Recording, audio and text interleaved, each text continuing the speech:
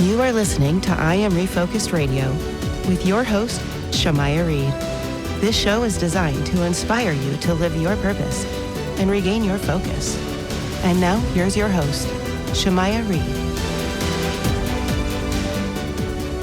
Hey, welcome to I Am Refocused Radio. Once again, we are here, and just like any other time, we have another special guest. Today, you have a true honor talking to Dr. Laura Gabayan, and we're going to talk about the subject of her book that you can get on Amazon. It is ready for you to get it right now. It's Common Wisdom, and she has done a lot of research, a lot of interviews to find the right people who were actually nominated to give their special gifts of wisdom and insight. So we're going to learn all about that amazing project, but just a little bit about her before I let her come into the show is that she is a world-renowned physician, scientist, and researcher.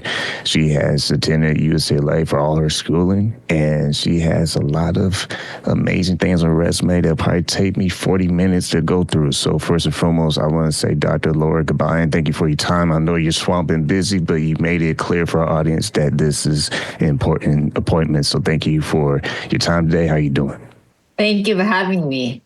I appreciate you being on. I know you have a powerful story, a lot of battles with health, a lot of inspirational moments. So for that, kind of share with the audience a little bit about your health story and how that might have inspired you with this book project. So it's funny because I still have those health problems. As you can tell, I slur my speech and my muscles are weak. So I had been publishing a lot in academia.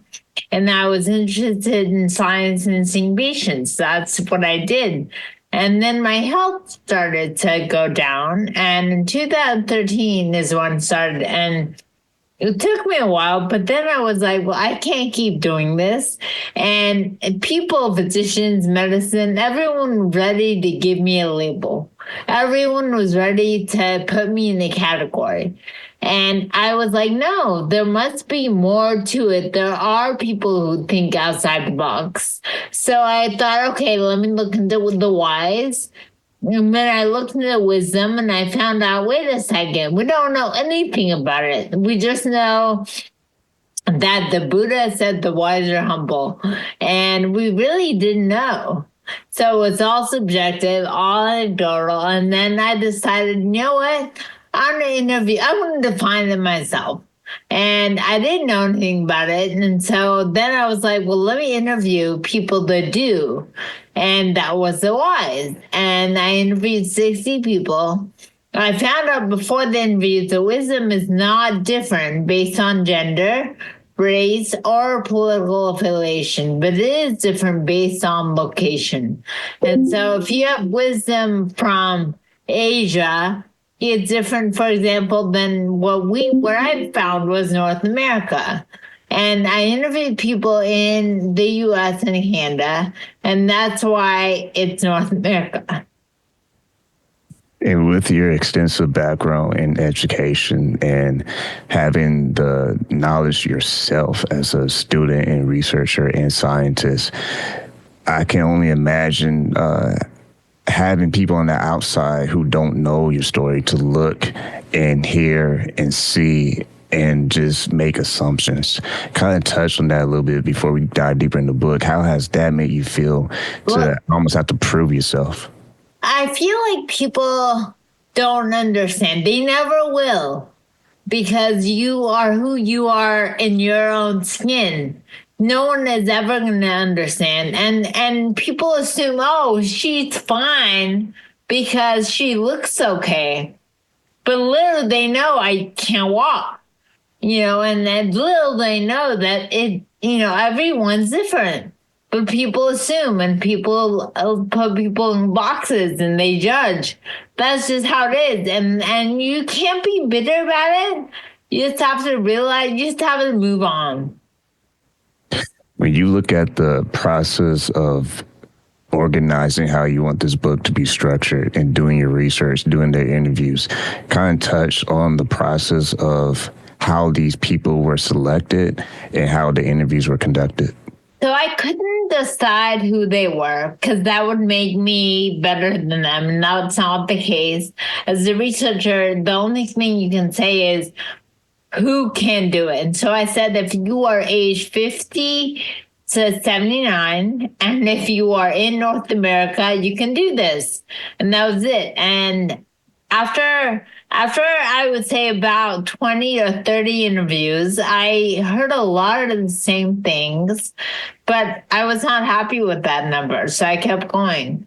And I let the data tell us the answers, and I found out the wisdom is really a total of 8 elements, and that's what I put in my book, Common Wisdom. The 8 elements are resilience, kindness, positivity, spirituality, humility, tolerance, creativity, and curiosity. And when someone says, "Oh, so do you know what wisdom is?" It's a hard question. But yes, I've broken it down to 8 elements. And of the 60 people I interviewed, most had 2 to 5, and only one had all 8 of those 8. And talk about how in the book, the 8, some of us, well, most of us, if we're true to the whole situation, is when you read the 8, you might find it that you're good at some, but you may be shaking others. Kind of touch on that importance of realizing that. And that's why, so there's 2 things. First of all, how you look at those 8 is going to change in time. Like, I had 0 spirituality in me before as a physician and scientist. It's just nothing I learned about. And now I'm definitely a lot more spiritual. And so kindness, which is the second element, I feel like that's something I never grew up learning that was important. I viewed it as weakness because I'm Middle Eastern, and the Middle East is kind of viewed as weakness, like you're a pushover. And so in finding those elements, and when you think about them, they are important. Some of them are important to you, and some may not be, and some will change, and that's all part of the process. Once again, listen on Refocused Radio, talking to our guest today. You can go to her website, is lauragabayan.com, talking to our guest, Dr. Laura Gabayan, a physician and researcher, scientist. In her book, Common Wisdom, 8 Scientific Elements of a Meaningful Life, you can get on Amazon or visit her website for more information on that. When you see the response of people reacting to the core points of your book in a positive way, what has been the process for you to reflect on the writing of your book and how it's been able to help people? Well, the goal of the book was to inspire people and not just to write a self-help book. There's plenty of those out there, and this is much more than that. It's more of a secret sauce to living a great life. And regardless of what you want to be in life, I think knowing these 8 elements will help. And it's meant to be more of a mentor, of a friend. And we laugh at these days. We don't have, we're in a loneliness pandemic, right? So it's meant to be all of those, but at the base of it is that it's a very simple read. It doesn't take a long time, and it has a lot of thoughts. And being a scientist, I was not okay with one person's idea anyway, so it had 60. It's fascinating. Now, the input I've got is that this book has really changed lives, and that people feel like it's done so many other things. Like one person said it helped their marriage. And so things that people would not expect, this book has done. So I feel great. One thing I do see in here is that you are a happy person, a person that smiles, and touch on the point of the book of understanding emotion, because it's one thing to know the 8 common scientific elements of wisdom, but it's another thing to still appreciate life, because life can be challenging and sometimes, but we still have to face it with a good attitude. Well, this goes back to me thinking that all of these elements are related. And so to be resilient, which is number one, you have to be positive. You have to view that, you know what, the whole idea that this is not happening to me, but it's happening for me. Like, for example, when my body started to fall apart and I was really worried and anxious about not seeing patients in 2013, little did I know that I would write a book like 10 years later. Who knew? So I think you just have no idea what's out there. And positivity, it's not like I don't have my moments. It's not like I don't have my times of being negative or upset. But it's more of I have no other choice. I have to view things as kind of positive in a positive light because I have no other option. I like what you said there because a lot of times we can look at life from a perspective of just why me, and we can think selfishly that we're the only ones who might be going through issues in life, and we can take it out on others. And sometimes we don't even understand because we lack self-awareness if we're taking it out on others. For you, as someone that's been through your challenges with health, how have you been able to balance that and maybe pause and say, okay, where can I actually do better and make sure that people know who I am as a person still? Well, I think that, when you said people ask why me, my thoughts are, why don't you say, why not me? Why not? I can do it and I'll overcome this. So view it as a challenge that you'll overcome and be certain that you will overcome it. Because honestly, when I think about gratitude journals, they force you to appreciate things, that you never would. Like a stroke patient would never appreciate the side of or the parts of their body that do work. They'll fixate on the parts that don't work, whereas they should fixate on the parts that do. And so, same with me. I can't walk, but I'm grateful that I can type. That I was able to write this book. So. And that I can use my hands and I can have a normal looking face. So there's things that you need to be grateful for that you may not pay attention to. And that's what will get you through. Once again, listen on Refocused Radio, talking to our guest today, Dr. Gabayan. Go to her website is lauragabayan.com, talking about her book, Common Wisdom. One thing that is definitely common in this whole discussion is, I want to say again, your sense of awareness, of appreciation towards life.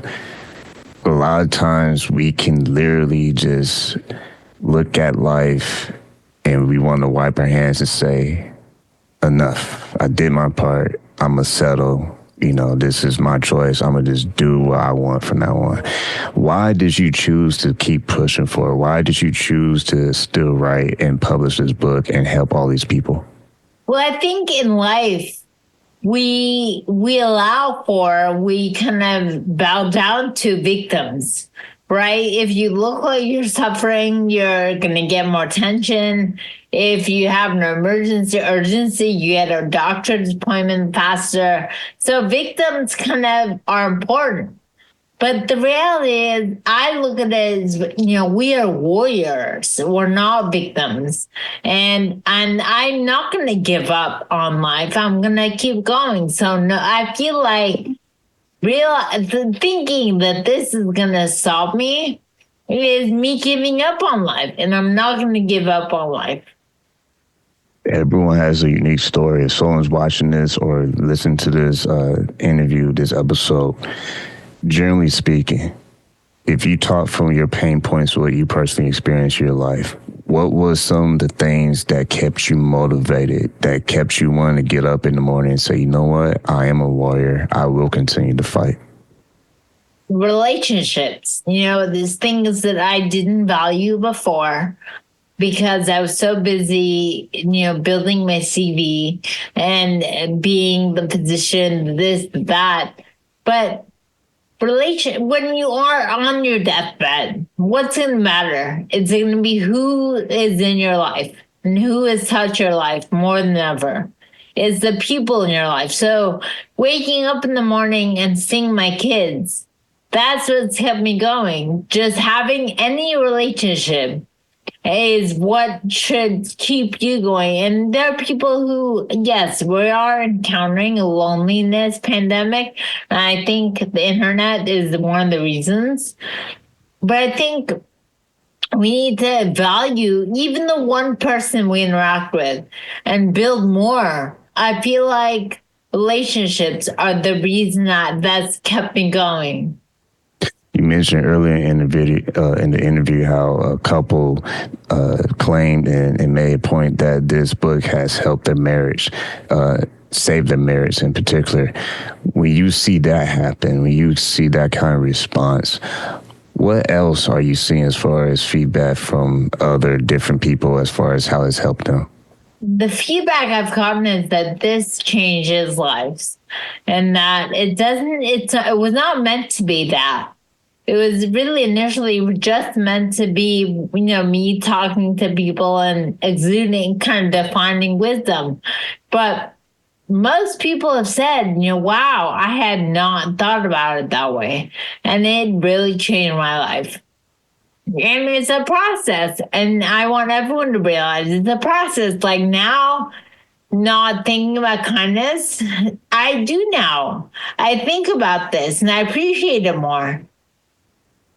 People always ask the great minds, what is your mantra? What's your North Star? What is it that guides you to make your decisions? When you interview these people and try to dig for that golden nugget, right, for wisdom, was some of the feedback that they gave you that thought maybe it was a common thread as far as the North Star and mantra?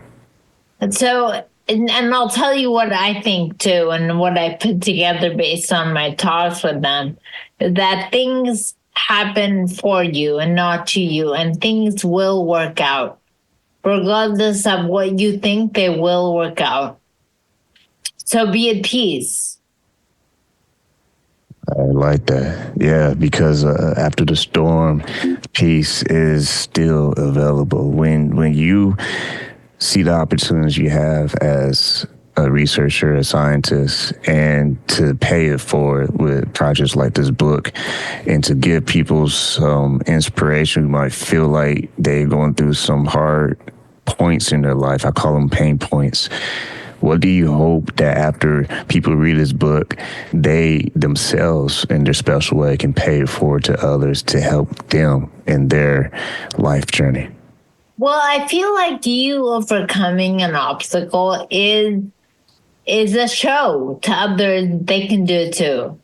And it's a show that people should not give up. They should keep going. And that every obstacle you encounter will help you be stronger for the next. It is the same thing as what doesn't kill you makes you stronger. Or I read somewhere the deeper the fall, the harder the jump. And the idea is, the bigger the fall, and talk about a fall.